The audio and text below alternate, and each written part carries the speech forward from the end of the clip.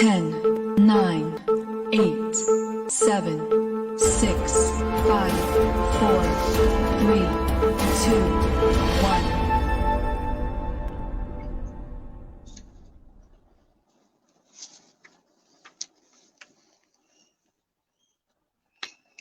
1. أعوذ بالله من الشيطان الرجيم. بسم الله الرحمن الرحيم. الحمد لله رب العالمين، والصلاة والسلام على أشرف الأنبياء والمرسلين سيدنا محمد وعلى آله وصحبه أجمعين. نويت التعلم والتعليم والتذكر والتذكير والنفع والانتفاع والإفادة والاستفادة والحث على تمسك بكتاب الله وسنة رسوله صلى الله عليه وسلم، والدعاء إلى الهدى والدلالة على الخير ابتغاء وجهه وموطاته وثوابه وجناته سبحانه وتعالى، ثم أما بعد. Assalamualaikum warahmatullahi taala wabarakatuh. Alhamdulillah, pertamanya kita bersyukur kehadrat Allah Subhanahu wa taala kerana pada pagi yang mulia ini alhamdulillah kita berkesempatan untuk hadir ataupun mendengar satu perbahasan yang akan kita kemukakan daripada kitab An-Nur Al-Mubin yang dikarang oleh seorang ulama pada kurun ke-8, iaitu Al-Imam Ibn Juzay Al-Kalbi Al-Gharnati Al-Maliki rahimahullahu ta'ala, wa nafa'ana Allahu bihi wa bi'ulumihi fid daraini amin. Baik. Pertamanya saya ucapkan terima kasih atas jemputan pihak Jamiah untuk saya membentangkan kitab ini, dan insya-Allah kita akan membahaskan sama-sama kitab yang dikarang oleh Ibn Juzay ini, iaitu kitab An-Nur Al-Mubin, dan kitab ini sudah diterjemahkan ke dalam bahasa Melayu oleh guru saya dan juga sahabat saya, iaitu Ustaz Faiz Al-Fatih, dan diberikan nama bagi terjemahan kitab Nurul Mubin itu sebagai Irsyadul Mu'minin ila Ma'ani An-Nur Al-Mubin. Jadi barang siapa yang nak beli kitab ini boleh merujukkan kepada Ustaz Faiz Al-Fatih lah. Ni kitabnya, Irsyadul Mu'minin ila Ma'ani An-Nur Al-Mubin. Baik. Dan kitab ini kitab yang kecil dari sudut saiznya, tetapi sangat memberi manfaat kepada sesiapa yang mana golongan-golongan awam, yang mana tidak mempunyai masa yang sangat banyak untuk mendalami ilmu akidah dan juga ilmu tauhid dengan secara mendalam, maka kitab ini sudah memadai baginya. Nanti kita akan bahaskan, sudah memadai bagi seseorang awam ataupun seorang ami apabila membaca kitab ini untuk dia mempunyai satu dalil dan dia mempunyai satu hujah terhadap akidahnya, yang mana dengan dalil tersebut dapat mengeluarkannya daripada belenggu taklid. Sebab nanti kita akan bincangkan bahawa iman seorang muqallid itu ada khilaf. Ada yang kata iman muqallid itu tidak sah, dan ada yang kata iman muqallid itu sah. Maka untuk kita keluarkan daripada khilaf ini, apabila kita membaca kitab An-Nur Al-Mubin ini dan memahami dalil-dalil perbahasan yang dibawa oleh Ibn Juzay di dalam kitab ini, maka hal itu mengeluarkan kita daripada belenggu taklid. Jadi insya-Allah untuk daurah kita pada kali ini, kita akan membaca kitab An-Nur Al-Mubin yang dikarang oleh Al-Imam Ibn Juzay rahimahullah ta'ala. Baik. Sebelum kita masuk kepada perbahasan sebenar kitab tersebut, iaitu kita akan baca satu persatu lah. Kita akan baca daripada awal kitab, daripada muqaddimah mu'alif sehinggalah kepada perbahasan yang terakhir di dalam kitab tersebut. Sebelum kita masuk kepada perbahasan itu, kita nak dapatkan beberapa pendahuluan berkaitan dengan beberapa perkara, supaya apabila kita masuk ke dalam kitab tersebut, kita ala basiratin, maksudnya dalam keadaan kita mengetahui latar belakang kitab ini, tujuan muallif mengarangkan kitab ini dan juga apakah yang ingin dicapai apabila seseorang itu membaca kitab ini, dan bagaimana kita akan bincangkan juga tentang 10 prinsip mabadi' al-asharah bagi ilmu tauhid. Dan kita akan terangkan bahawa siapakah yang mula-mula meletakkan ataupun meletakkan satu kaedah di dalam ilmu tauhid, dan siapa yang menulis kitab-kitab yang utama di dalam ilmu tauhid, itu kita akan tahu di dalam Mabadi'ul Asharah. Jadi untuk pengenalan, sebelum kita masuk kepada perbahasan kitab yang sebenarnya, kita ada 3 pengenalan lah, ataupun 3 pendahuluan. Yang pertama adalah kita akan menerangkan tentang Ibnu Juzai itu sendiri, iaitu pengarang kitab ini, Ibnu Juzai Al-Gharnati Al-Maliki. Kita akan terang sedikit cerita berkenaan dengan Ibnu Juzai. Kemudian mukadimah yang kedua adalah kita menerangkan tentang kitab, manhaj yang dibawa oleh Ibnu Juzai dalam kitabnya ini, dan apakah maksud ataupun tujuan muallif menulis kitab ini. Kita akan bincangkan dalam mukadimah yang kedua.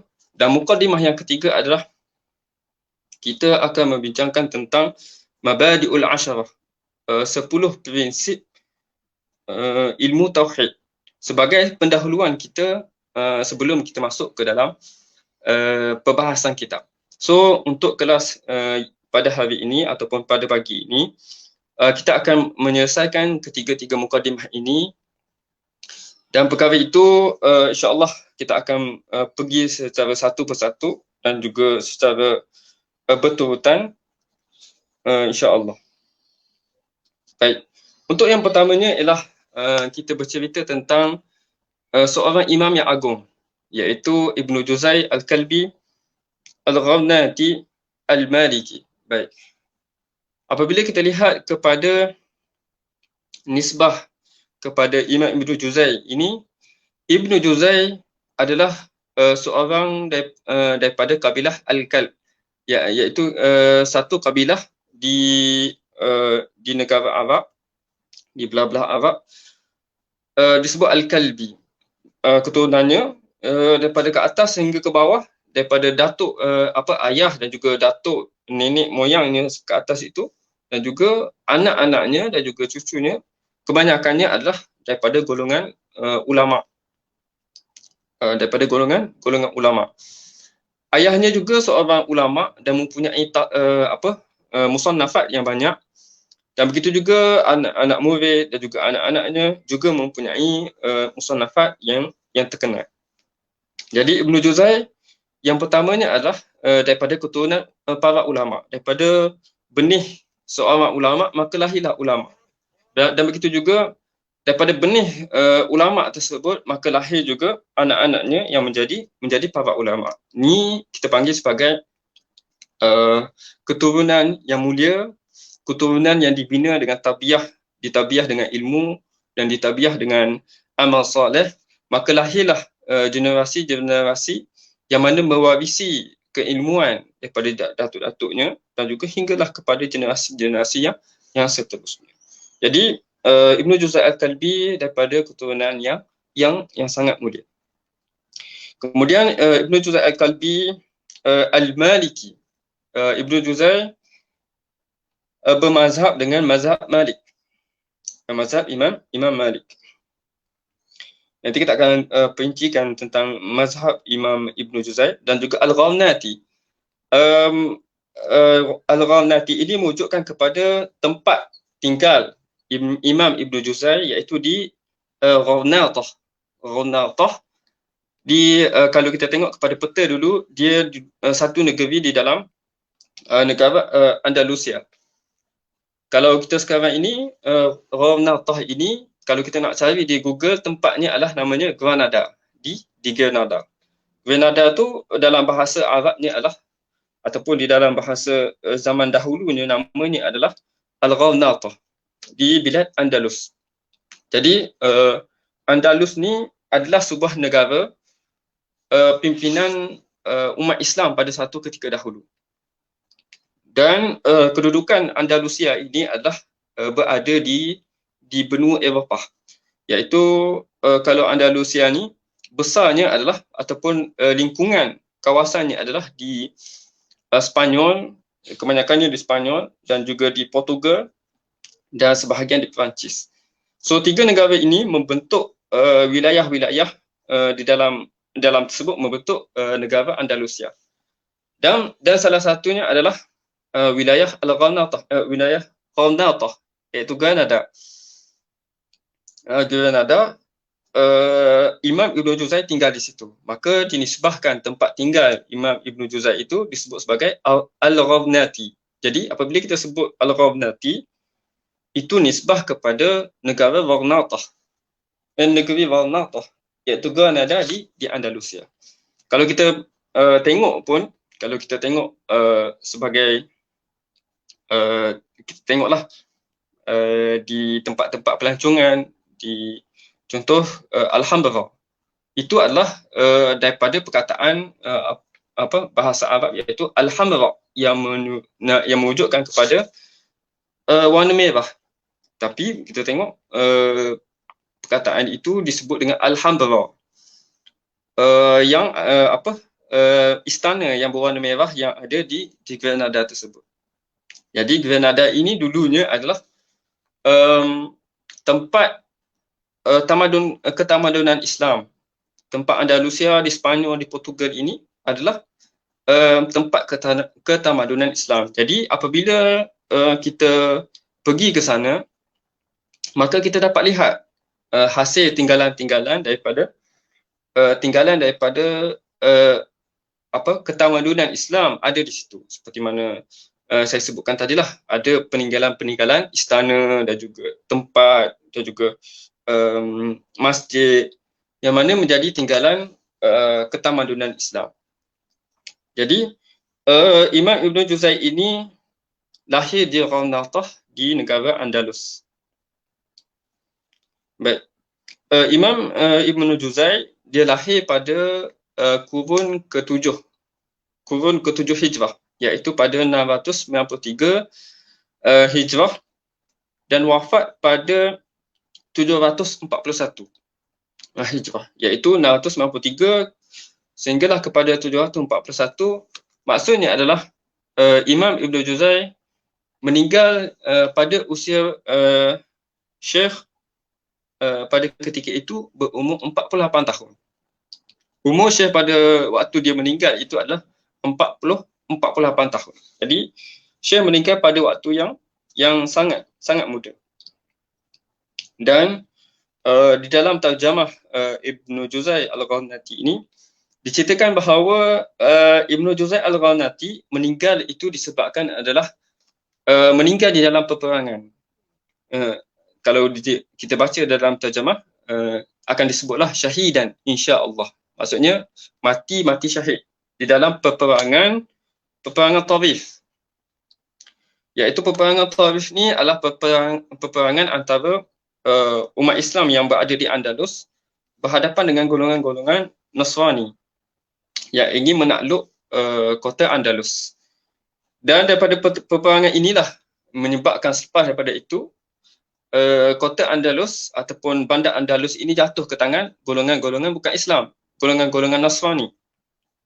Maka Imam Ibn Juzai terlibat dalam peperangan mempertahankan negara dan juga negerinya, Granada dan juga Andalus, dan Syekh wafat di dalam peperangan tersebut sebagai syahid di dalam peperangan, kerana itu adalah peperangan jihad antara umat Islam dengan golongan-golongan kafir yang ingin menakluk negara Islam.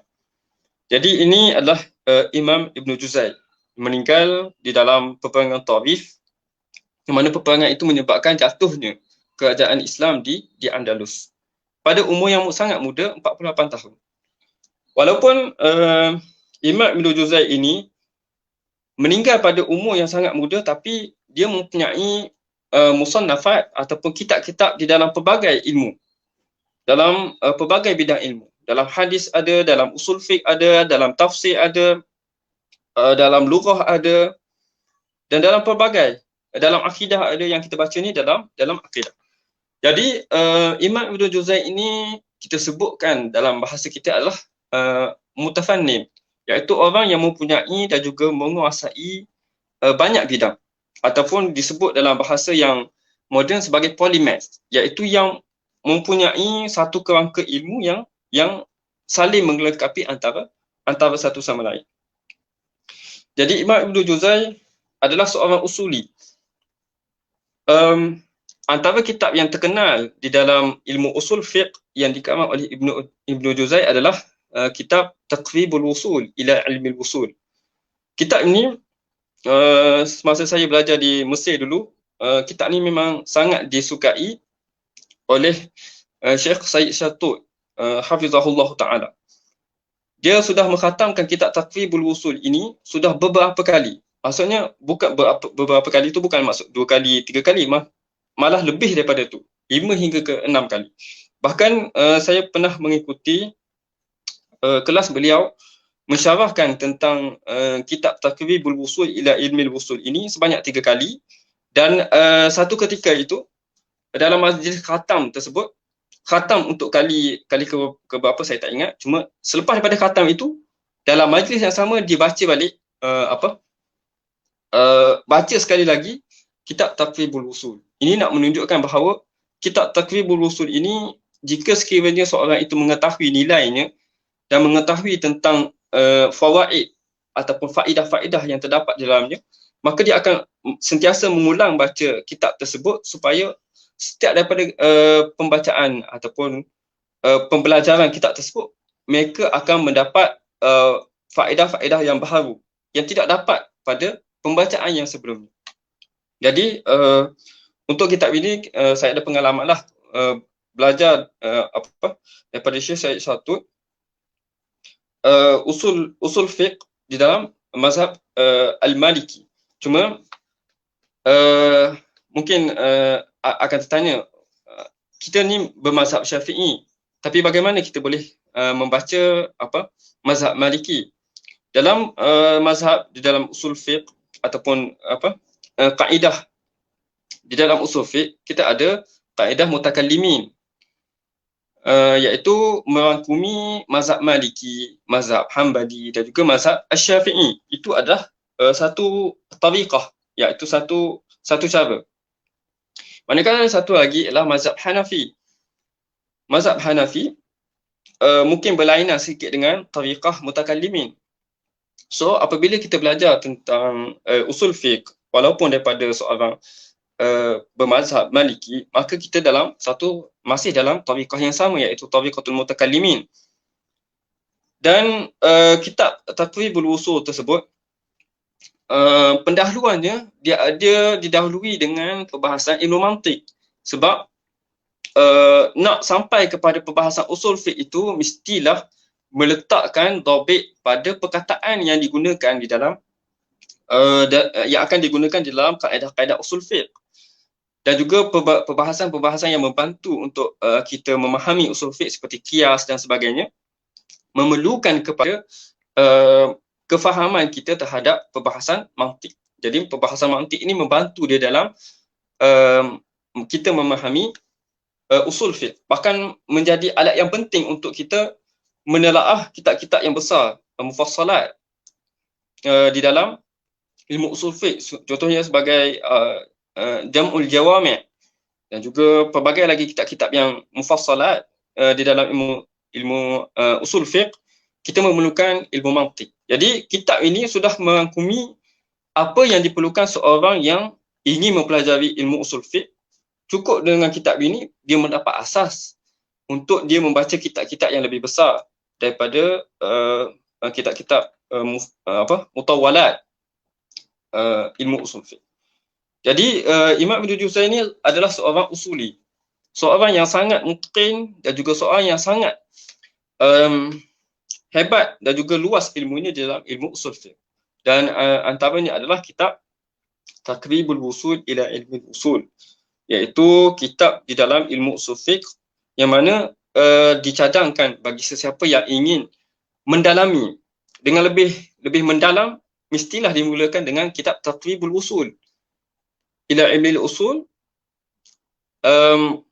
sebagai satu jalan untuk dia ataupun pembuka bagi dia mempelajari ilmu usul fiqh dengan lebih mendalam. Adapun kitab seperti kitab Kutaib, seperti kitab yang bekat iaitu kitab Matan Waraqat, itu sudah masuk ke dalam lubul usul, iaitu membahaskan tentang an-nahyu dan sebagainya. Itu telah masuk ke dalam perbahasan.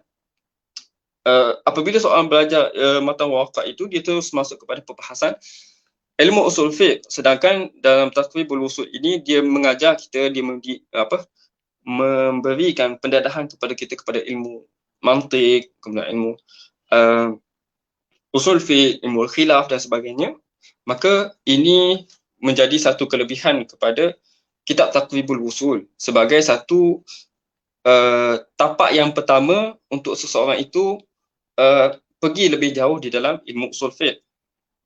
Adapun kita tahu bahawa jika sekiranya seorang itu nak membaca terus kepada ilmu usul fiqh, tidak mahu kepada ilmu-ilmu yang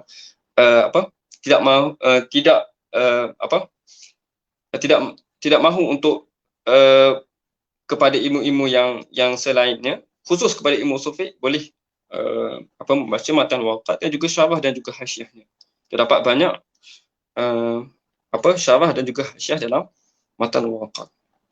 Dan sudah tentulah Imam Ibn Juzai ini terkenal dengan tafsirnya. Antara salah satu kitab yang terkenal bagi Imam Ibn Juzai ini adalah tafsirnya, iaitu At-Tashil fi Ulumit Tanzil. Mana di dalam kitab ini Imam Ibn Juzai mempecahkan tentang maqsadul Quran ataupun tujuan ataupun pembahagian tema-tema di dalam Al-Quran itu mengikut pembahagian yang telah diistiqra'kan oleh Imam Ibn Juzai rahimahullah.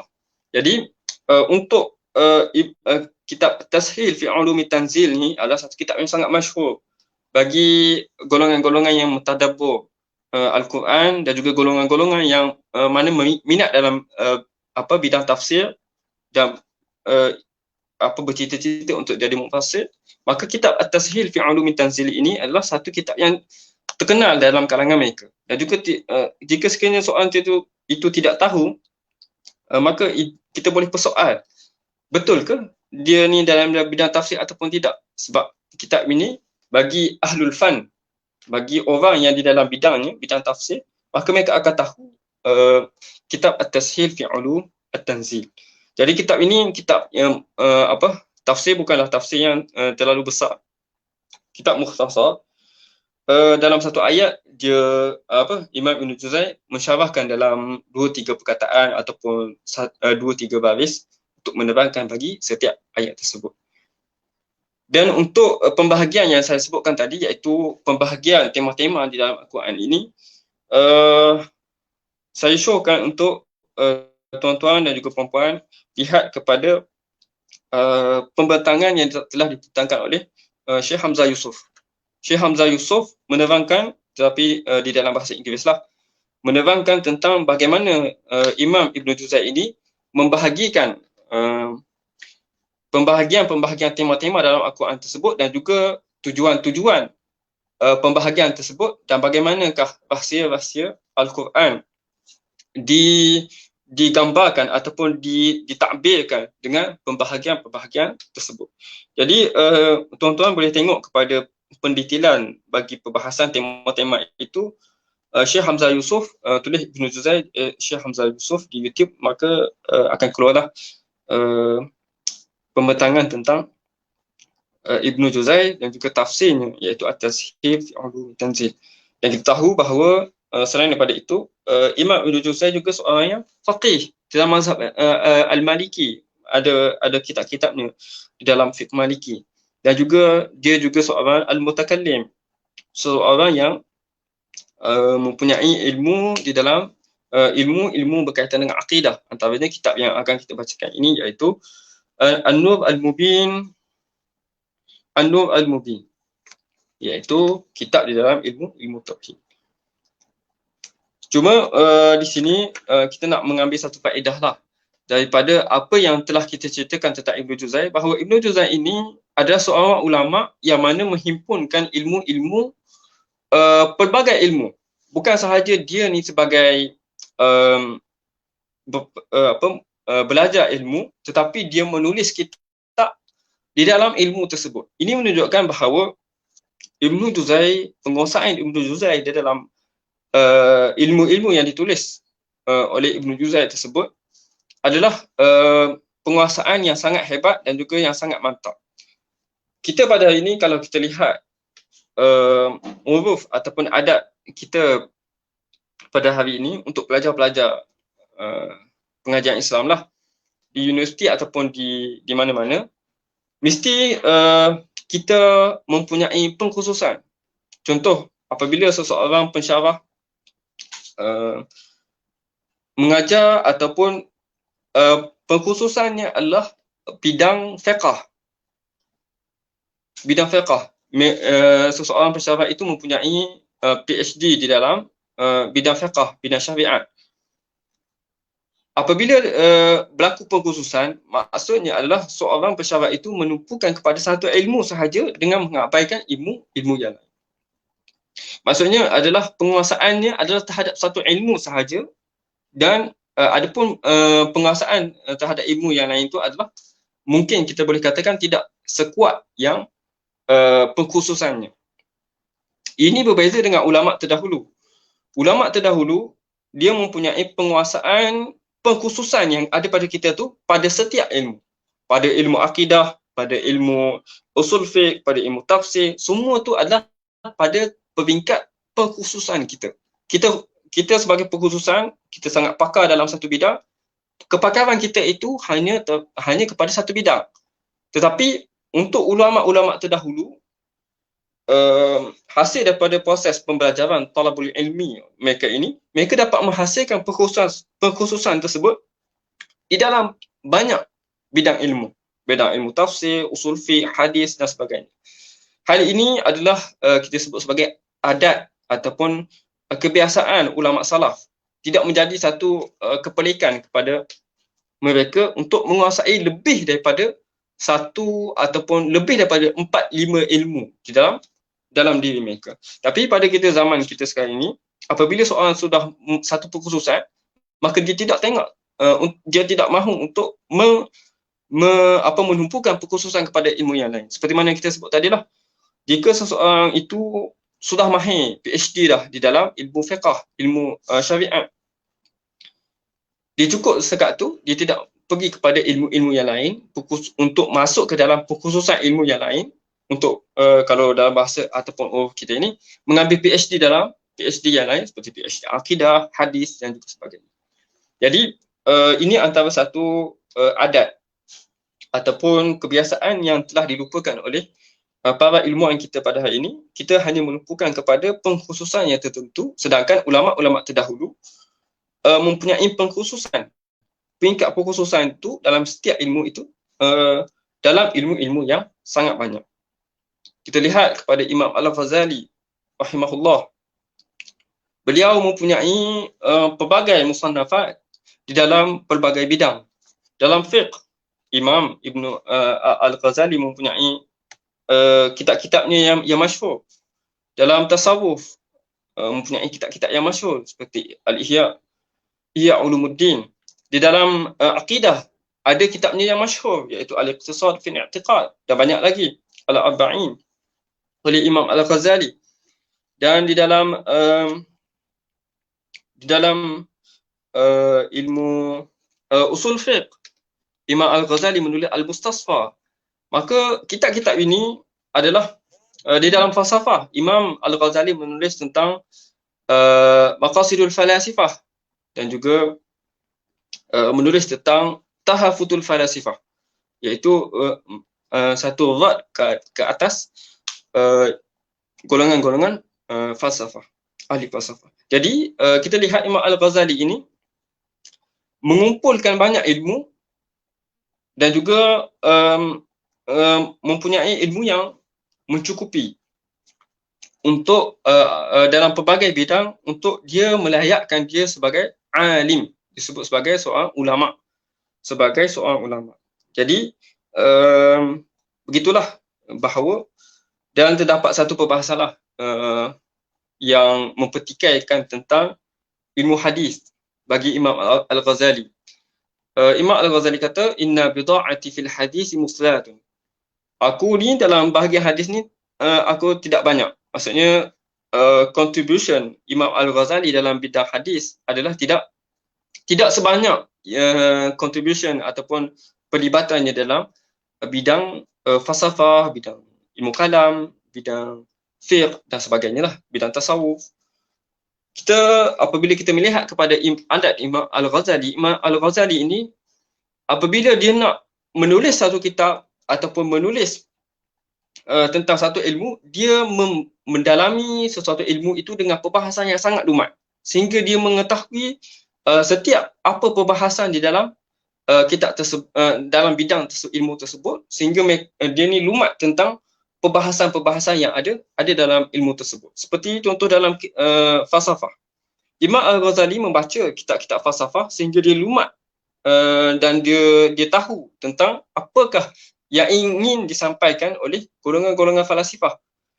Kemudian selepas mana dia faham betul terhadap kehendak dan juga apakah yang diinginkan oleh falsafah, maka selepas daripada itu barulah dia menjawab ataupun mengkritik balik golongan-golongan falsafah di dalam kitabnya Tahafut Al-Falasifah. Maksudnya apa?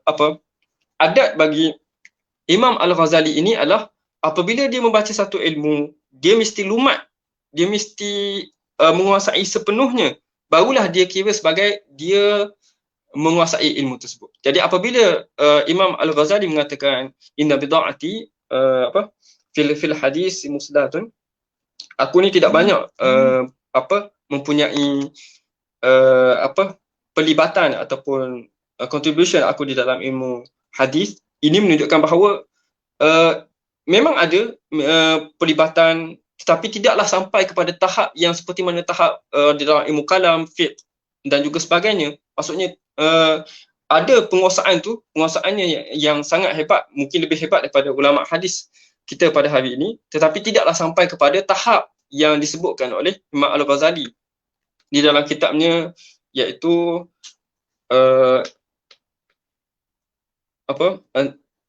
Tanqis min ad-Dalal, iaitu daripada kitab yang beliau menceritakan tentang biografi beliau di dalam kitab kitab tu, dan menyebutkan bahawa setiap daripada firaq ataupun setiap daripada tariqah yang dimaksud, dia akan masuk secara mendalam, masuk secara sehingga dia mengetahui perbahasan tu secara menyeluruh dan secara terperinci. Jadi itu sedikitlah tentang adat ulama terdahulu dalam menguasai sesuatu bidang dan juga dalam mengambil ilmu-ilmu ini sebagai pengkhususan. Bukan sahaja satu, bukan dua, bahkan lebih daripada 3 dan 4 dan juga sebagainya. Apa yang membantunya untuk memahami agama kita, iaitu agama Islam, yang mana membantu kita untuk memahami kehendak Allah Subhanahu Wa Taala daripada perintah Allah Subhanahu Wa Taala, dan memahami apa yang disampaikan oleh Habibuna Rasulullah sallallahu alaihi wasallam. Jadi untuk dalam perkara ini terdapat satu syair daripada Imam Asy-Syafi'i. Syair ini masyhurlah, kalau dalam diwan Imam Asy-Syafi'i itu ada ada syair ini, dan syair ini dihafal oleh barang siapa yang suka menghafal syair. Salah satunya adalah syair yang disebutkan oleh Imam Asy-Syafi'i ini, man ta'allama al-Qur'ana 'azumat qimatuhu wa man takallama fil fiqhi nama qadabuhu. Dia bukan syair, dia nasar, tapi nasar yang berkait dengan seperti kata-kata hikmah. Syair itu adalah satu syair yang lain. Wa man takallama fil fiqhi nama qadabuhu wa man kataba fil hadisi qawiyat hujjatuhu wa man nazara fil lughati waqa tab'ahu wa man nazara fil hisabi jazula ra'yuhu wa man lam yasun nafsahu lam yanfa'hu ilmuhu. Apa kata Imam Asy-Syafi'i? Imam Syafi'i kata, bahawa siapa yang mempelajari ilmu Al-Quran, ilmu tafsir, ilmu tajwid, ilmu qiraat, ilmu yang berkaitan dengan Al-Quran, azumat qimatuh. Nilainya jadi tinggi. Ini faedah lah, kata Imam Syafi'i, bahawa siapa yang belajar ilmu Quran, belajar baca Quran, belajar ilmu tafsir, belajar tadabbur, belajar tajwid, dan apa-apa sahaja yang berkaitan dengan Al-Quran, azumat qimatuh. Nilainya di sisi manusia-manusia ni akan lebih tinggi. Orang yang baca Quran sedap, orang yang baca Quran dengan baik, maka orang akan lihat, orang akan hormat dia kerana dia mempelajari Al-Quran. Wa man takallama fil fiqhi nama qadaruhu. Barang siapa yang membahaskan tentang ilmu-ilmu fiqh, maka kebolehannya itu akan berkembang. Memanglah apabila seseorang itu mahir dalam ilmu fiqh, mereka akan terdedah kepada banyak khilaf-khilaf di dalam ilmu fiqh. Maka apabila banyak khilaf tersebut, maka ini menyebabkan kemahirannya ataupun kudrahnya ataupun penguasaannya itu lebih mengembang. Nama qadabu. Wa man kataba fil hadisi qawiyat hujjatuh. Kata Imam Syafi'i, bahawa siapa yang menulis tentang hadis dengan hadis, melibatkan diri dalam ilmu hadis, qawiyat hujjatuh. Maka apabila dia berhujjah, maka kuat hujjahnya. Sebab apa? Sebab apabila seseorang itu menulis, menakalkan satu hadis, menguatkan pendapatnya, maka itu akan menyebabkan setiap daripada pendapatnya itu dapat diterima oleh orang yang lain. Jadi, wa man kataba fil hadisi qawiyat hujjatuh. Barang siapa yang menulis ataupun terlibat dalam meriwayatkan hadis ataupun menghafal hadis, maka itu akan menguatkan hujahnya apabila dia berhujah, apabila dia mendatangkan dalil. Wa man nazara fil lughati wa qatabahu.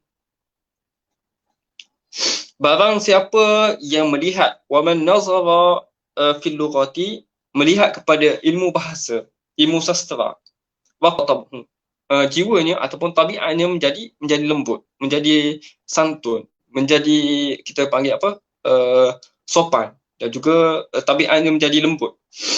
Ini kita lihat barang siapa yang banyak membaca tentang syair, banyak membaca tentang puisi-puisi, ini jiwanya adalah jiwa yang halus, ataupun kita sebut sebagai kita sekarang ni sastrawan lah. Bahawa siapa yang banyak lihat kepada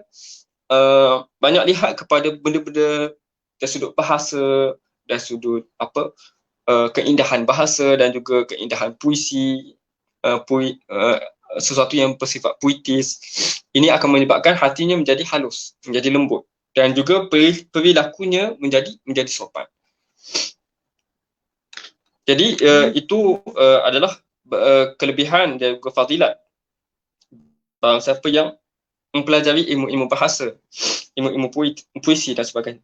Wa man nazara fil hisabi jazula ra'yu. Barang siapa yang melihat atau mempelajari ilmu hisab, ilmu matematik, maka akalnya akan tajam. Jazula ra'yu. Akalnya akan tajam. Ni memang makruflah. Orang yang yang mahir matematik ni, dia akan dapat tangkap ilmu-ilmu yang lain dengan lebih cepat berbanding orang lain. Barang siapa yang mahir dalam ilmu matematik, maka itu akan menajamkan akalnya untuk memahami ilmu-ilmu lain. Wa man lam yasun nafsahu lam yanfa'hu ilmuhu. Barang siapa yang tidak menjaga diri, wa man lam yasun nafsahu, daripada melakukan perkara-perkara maksiat, perkara-perkara yang haram dan perkara-perkara yang melanggar syarak, lam yanfa'hu ilmuhu. Ilmunya itu tidak bermanfaat. Okay. Ini adalah syair Imam Syafi'i. Apa yang nak dijadikan sebagai syahid apabila kita sebut tentang syair ini adalah Imam Syafi'i menyebutkan bahawa apabila kita mempelajari satu ilmu, kita dapat satu faedah. Apabila kita mempelajari ilmu Al-Quran, kita akan nilai kita di sisi masyarakat akan lebih tinggi, lebih dipandang mulia, lebih dihormati. Barang siapa yang mempelajari ilmu fiqh, maka akan berkembanglah kemahirannya. Barang siapa yang mempelajari ilmu hadis, maka kuatlah hujahnya.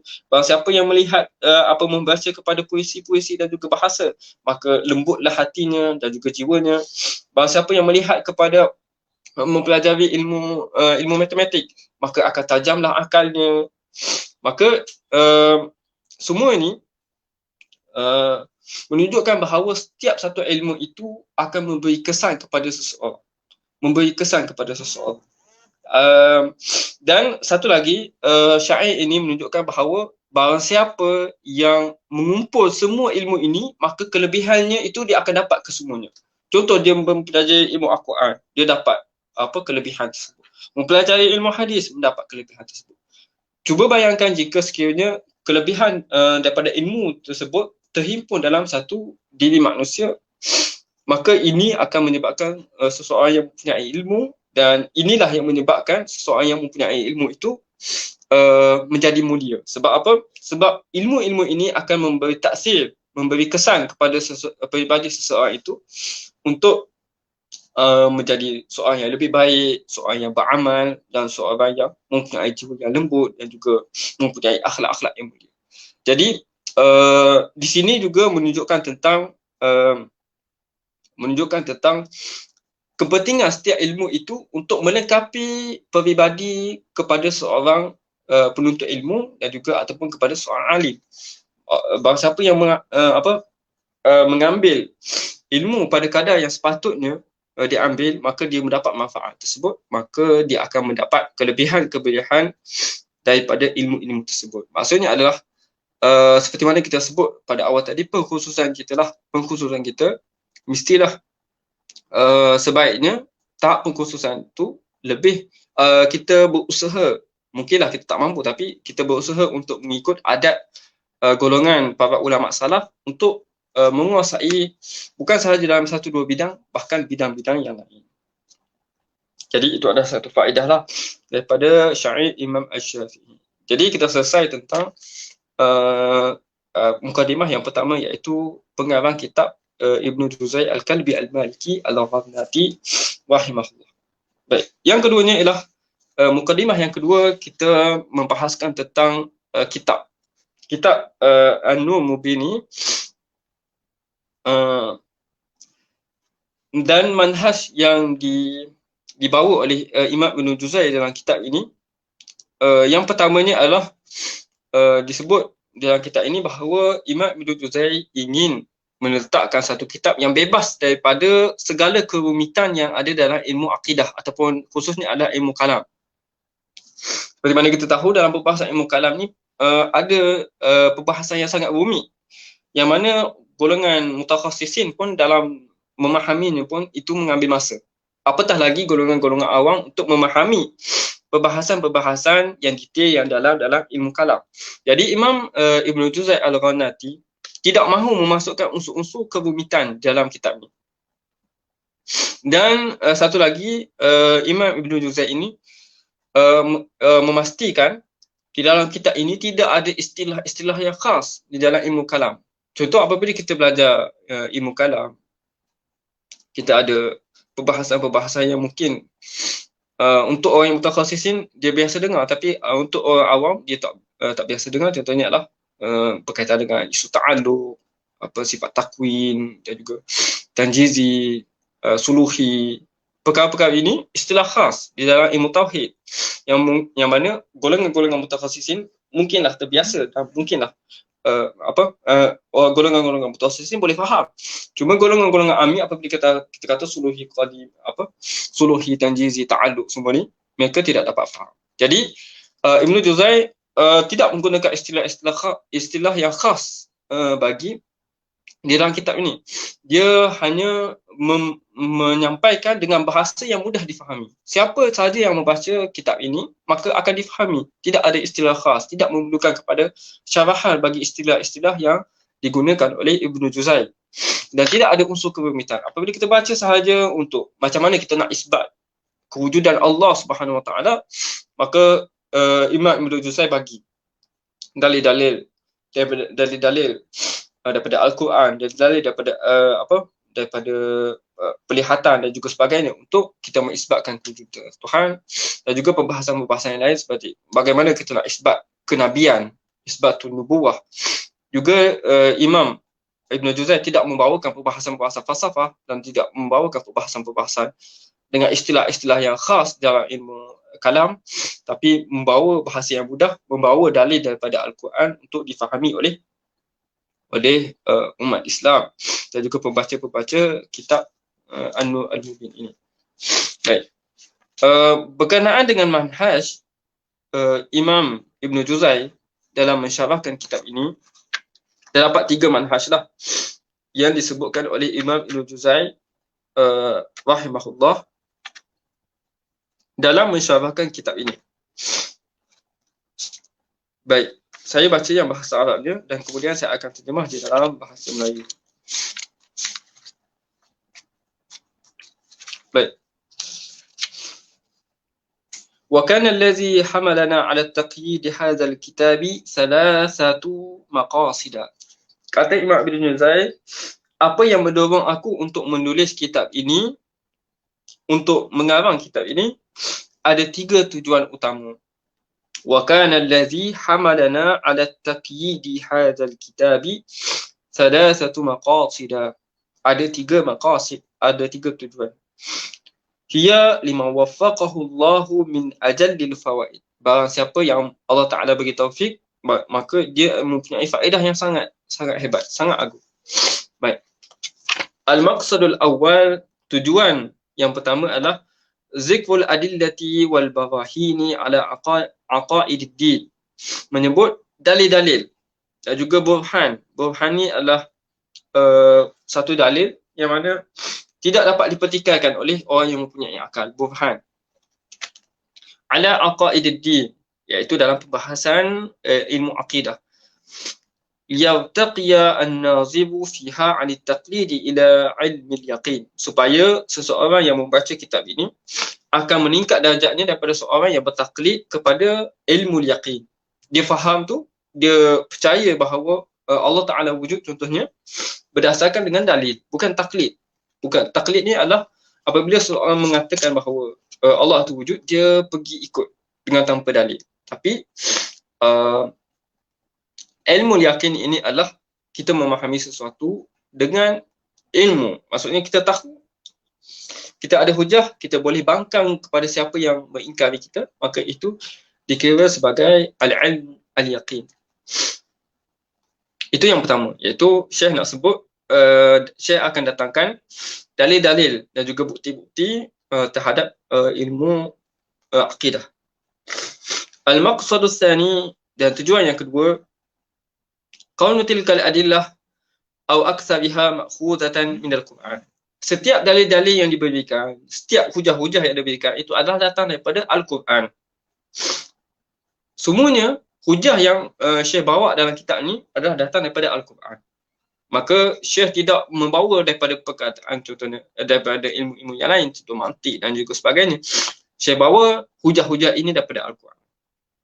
Baik, ini maksud yang kedua. Idh huwal hujjatullahil kubra wa habluhul matin walitabayyana anna fihi 'ilmal awwalin wal akhirin. Ini kelebihan Al-Quran, bahawa ia adalah hujjatullahil kubra, hujah Allah yang paling besar.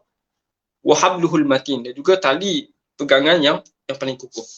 Ini adalah maksud yang kedua, iaitu Syekh bawa hujah-hujah, dalil-dalil daripada Al-Quran sahaja. Al-maqsadus tsalits, anna iqtasarna ala ummahatil masail. Aku hanya tumpukan bahawa kami, Ibn Juzay, menumpukan kepada ummahatul masail. Masalah-masalah atau perbahasan-perbahasan yang ummahat. Perbahasan induk. Kalau dia cuma kat sini adalah perbahasan-perbahasan induk. Di dalam ilmu tauhid, allati ja'at biha syari'atu wa takallama fiha salafu, yang dibawa oleh syariah dan yang dibahaskan oleh golongan-golongan salaf.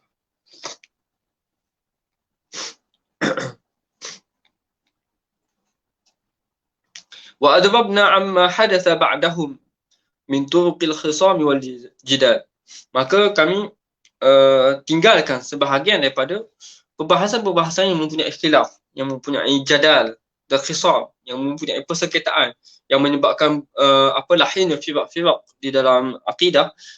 Maka Imam Ibn Juzay tidak menyebut perbahasan-perbahasan khilaf. Adapun yang disebut dalam ini adalah perkara yang sharih, perkara yang jelas, perkara yang muktamad di dalam akidah yang dipegang oleh semua umat Islam. Anna iktasamna ala ummahatil masail, iaitu permasalahan dan juga perbahasan-perbahasan yang utama sahaja. Allati ja'at biha syari'atu wa takallama fiha salafu, yang dibawa oleh syariat dan juga dibahaskan oleh golongan-golongan salaf sahaja. Adapun yang datang selepas daripada itu, daripada golongan-golongan apa kita sebut sebagai mutakallimin.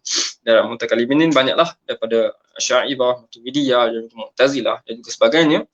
Itu Syekh Imam Ibn Juzay tidak memasukkan dalam kitabnya ini. Jadi kitab ini sangat sesuai bagi kita lah, orang awam yang tidak mahu terlibat dalam khilaf. Kita nak tahu apa akidah kita. Kita nak tahu sebenarnya kita nak i'tikad apa yang kita nak percaya, dan apa hujah terhadap kepercayaan kita tersebut tanpa kita tengok terlebih dahulu kepada khilaf-khilaf. Adapun kalau kita nak lebih mendalam perbahasan-perbahasan yang melibatkan falsafah, melibatkan ilmu kalam, maka itu adalah maksud bagi kitab-kitab yang lain, kitab-kitab mutawarat yang lain lah. Baik. Wa tabaqna al-kalama fil umur allati shajara bisababiha baina al-firaq. Maka kami tinggalkan perbahasan-perbahasan yang menjadi perbalahan, menjadi persengketaan dan juga menjadi perselisihan antara golongan-golongan firaq di dalam akidah ni lah, dalam ilmu kalam. Yakuna man hassala hadzal kitab salikan ala mahajjatil bayda. Ini niat Syekh lah, bahawa supaya orang yang membaca kitab ni dia berjalan dalam salikan ala mahajjatil bayda, dalam keadaan yang terang, dalam keadaan yang tidak ada kabur-kabur. Maksudnya dia tidak mahu ada khilaf, dia tidak mahu ada perbahasan-perbahasan yang diperselisihkan dan juga dipersengketakan oleh golongan-golongan firaq di dalam ilmu kalam. Dia nak daripada kitab ni, bahawa siapa yang membacanya maka dia ala mahajjatil bayda, dalam satu jalan yang lurus dan juga jalan yang terang. Mutamassikan bil urwatil wusqa, dan juga berpegang dengan sesuatu pegangan yang sangat kukuh. Jadi dalam pembacaan kitab ini, untuk masa yang akan datang dan juga kelas yang akan datang, insya-Allah jika sekiranya berkesempatan untuk kelas yang akan datang, insya-Allah saya akan cuba untuk memenuhi maksud dan juga niat dan juga menepati kehendak Ibn Juzay dalam menulis kitab ini. Kita tidak masuk secara mendalam seperti mana yang diinginkan oleh Ibn Juzay. Kita hanya mengambil hujah-hujah yang diberikan dan juga kita cuba untuk memasukkan ataupun mempraktikkan bagaimana untuk kita memahami ayat-ayat Al-Quran dan juga perumpamaan dan juga takbir yang disampaikan oleh Ibn Juzay dalam kehidupan kita pada hari ini, untuk kita mampu memahaminya sebagai sesuatu yang bermanfaat kepada kita. Kadang-kadang dalam perbahasan yang khilaf yang sangat banyak ini, ada yang bermanfaat kepada kita dan juga ada yang tidak bermanfaat. Jadi apa yang nak kita tumpukan pada ini adalah apa yang kita sebagai seorang awam lah, yang bahagian golongan mutakhasisin tu boleh menunjukkan kepada kitab lain. Tapi untuk kita sebagai seorang awam, kita nak baca kitab ini untuk memahami akidah dengan secara jelas. Kita tak mahu khilaf, kita nak ambil daripada Al-Quran, kita nak fahami daripada ayat-ayat Al-Quran bagaimana kita nak memberi dalil, bagaimana kita nak menguatkan keyakinan dan juga kepercayaan kita berdasarkan dalil, yang mana daripada dalil ini disebut sebagai dalil ijmali, dalil yang ringkas, dalil yang mudah dipahami, untuk kita mengeluarkan diri kita daripada belenggu taklid. Baik, kita sebut sedikit untuk mukadimah yang ketiga adalah berkaitan dengan mabadi'ul asyarah, iaitu asas 10 bagi ilmu tauhid. Baik. Ilmu tauhid untuk mabadi' al-asyarah ini adalah setiap satu ilmu itu ada mabadi' asyarahnya, iaitu setiap seseorang yang ingin memahami ataupun mendalami satu ilmu, maka hendaklah dia mengetahui 10 prinsip ilmu tersebut sebelum dia mempelajari ilmu tersebut. Mabadi' ni adalah prinsip-prinsip yang mana dengan kita mengenal prinsip tersebut, kita dapat gambaran secara ringkas tentang ilmu tersebut. Jadi antara syair yang masyhur dalam Mabadi' Asyarah ini adalah yang disebutkan oleh Imam As-Sabban, tak silap saya dia dalam hasyiah dalam ilmu mantiq, tak silap. Inna mabadi kulli fannin asyarah al-haddu wal mawdu'u thumma samarah wa nisbatu wal fadluhu wal wadi' wal ismu istimdadu hukmu syari' wasail wal ba'du bil ba'di iktafa wa man daral jami'a haza syarafa. Jadi ini adalah syair yang masyhurlah bagi ulama pelajar-pelajar di Al-Azhar. Tahun yang pertama itu dia menghafal syair ini. Inna mabadi kulli fannin asyara al-haddu wal mawdu'u thumma sama fadluhu wa nisbatu wal wadi' wal ismu istimdadu hukmu syari' masail al ba'd bil ba'd iktafa wa man dawal jami'a hadha syarafa. Jadi ada 10 mabadi' asyarah ataupun prinsip ilmu tauhid ini. Yang pertama adalah al-haddu. Al-haddu adalah ta'rif, definisi. Ilmu tauhid adalah ilmu yang membahaskan tentang perbahasan akidah dengan dalil-dalilnya yang qat'i. Ini adalah had. Kita tak bahaskan panjanglah. Mungkin perbahasan al-haddu ilmu tauhid ni banyak dalam kitab mutawalat, tapi kita just sebut saja seperti mana yang diinginkan oleh ataupun diniatkan oleh Imam Ibn Juzai. Kemudian maudhu' perkara yang dikaji adalah zatullah wa zatul rasul. Yang dikaji adalah sifat-sifat Allah, sifat-sifat Rasul, sifat wajib bagi Allah, sifat wajib bagi Rasul, sifat harus bagi Rasul dan juga sebagainya. Nubuwat, mukjizat dan sebagainya. Itu adalah maudhu' topik yang dibicarakan dalam ilmu tauhid. Yang ketiga, faedah. Adalah kita mengenal Allah Subhanahu Wa Taala. Faedah daripada kita memahami dan mempelajari ilmu tauhid adalah kita mengenal Allah Subhanahu Wa Taala dengan dalil-dalil yang qat'i. Ini faedah lah. Faedah ni kita dapat selepas mana kita mempelajari ilmu tersebut. Baik, nisbatun, ilmu ini adalah ilmu yang asal. Nak dibandingkan dengan ilmu-ilmu yang lain, ilmu ini adalah ilmu yang paling tinggi, tertinggi.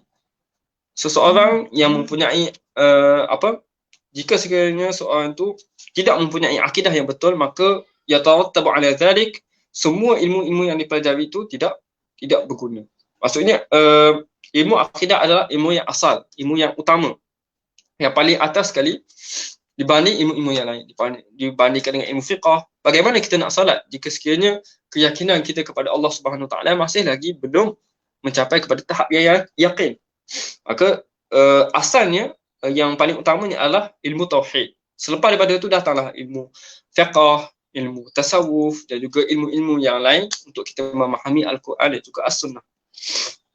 Istimdad, di manakah sumber-sumber yang kita ambil untuk dijadikan hujah di dalam ilmu tauhid ini adalah dalil-dalil qat'i daripada Al-Quran dan juga As-Sunnah dan juga dalil-dalil akal yang jelas. Ilmu al-ulum al-aqliyah. Yang keenam adalah fard, keutamaan. Keutamaannya ialah ilmu yang paling utama secara mutlak. Ini adalah ilmu yang paling utama secara mutlak kerana ia berkait dengan zat Allah Subhanahu Wa Taala dan juga berkait dengan zat Rasulullah sallallahu alaihi wasallam. Dan yang ketujuh adalah nama. Nama bagi ilmu ini ada 3, iaitu ilmu kalam, ilmu usuluddin, ilmu tauhid. Dan kita masyarakat kita sebut ilmu akidah. Ataupun disebut oleh Imam Ahmad sebagai fiqhul akbar. Disebut sebagai fiqh al-akbar. Ada fiqhul asghar, iaitu fiqh-fiqh yang biasa. ilmu tauhid ni disebut sebagai fiqh al-akbar. Masail perbahasannya banyaklah. Hukum mempelajari ilmu yang ke-9, hukum mempelajari ilmu tauhid adalah fardu ain. Adalah fardu ain supaya dapat mengeluarkan seseorang itu daripada taklid. Hanya mempelajari fardu ain adalah mempelajari ilmu akidah untuk dapat mengeluarkannya daripada taklid dan juga dapat memberikannya keyakinan terhadap apa yang dipegang ataupun apa yang diiktikadkan. Dan yang terakhir adalah al-wadih. Penyusun yang utama di dalam ilmu akidah ini adalah al-imam. Imamuna al-imam Abu Hasan al-Ash'ari dan juga seorang lagi imam Ahlus Sunnah wal Jamaah, Imam Abu Mansur al-Maturidi. Dua-dua imam ini adalah al-wadih di dalam ilmu tauhid, iaitu ilmu akidah. Iaitu Imam Abu Hasan al-Ash'ari dan juga Imam Abu Mansur al-Maturidi. Yang mana daripada dua-dua imam ni lah selepas daripada itu wujudnya aliran Asy'ariyah dan juga Maturidiyah yang kita sebutkan sebagai dalam bahasa kita sebagai Ahlus Sunnah wal Jamaah. Jadi apabila disebut Ahlus Sunnah wal Jamaah, ia mewujudkan kepada dua imam, Imam Abu Hasan al-Ash'ari dan juga Imam Abu Mansur al-Maturidi rahimahumullah. Jadi kedua-dua ini dan juga mewujudkan kepada kumpulan al-Asy'ariyah dan juga al-Maturidiyah. Moga-moga Allah Ta'ala memberi manfaat terhadap apa yang telah kita bacakan tadi, dan segala yang baik itu datang daripada Allah Subhanahu Wa Ta'ala, dan segala yang buruk itu adalah kelemahan daripada diri saya sendiri. Dan insya-Allah kita akan sambung perbahasan kita pada kali yang akan datang. Saya rasa insya-Allah kita akan jumpa pada kelas yang akan datang untuk kita masuk ke dalam perbahasan kita. Aqulu qawli hadza wa astaghfirullahal azim li wa lakum. Assalamualaikum warahmatullahi wabarakatuh.